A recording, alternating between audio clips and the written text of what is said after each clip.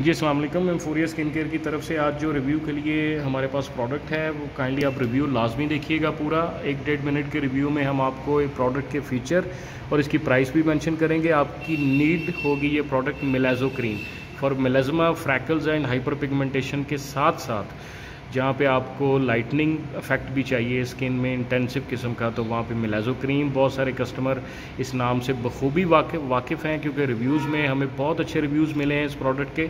Dermatologist recommended भी है।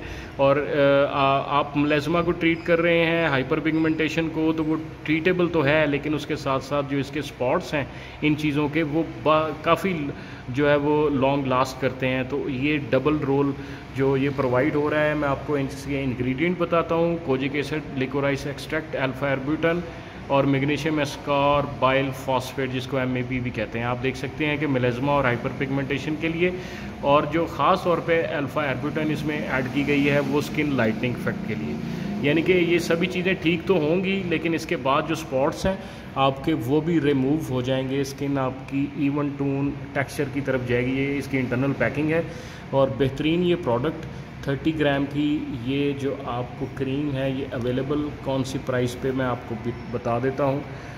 इंतहाई इकोनॉमिकल प्राइस में, it cost only 650 rupees at emforia.pk।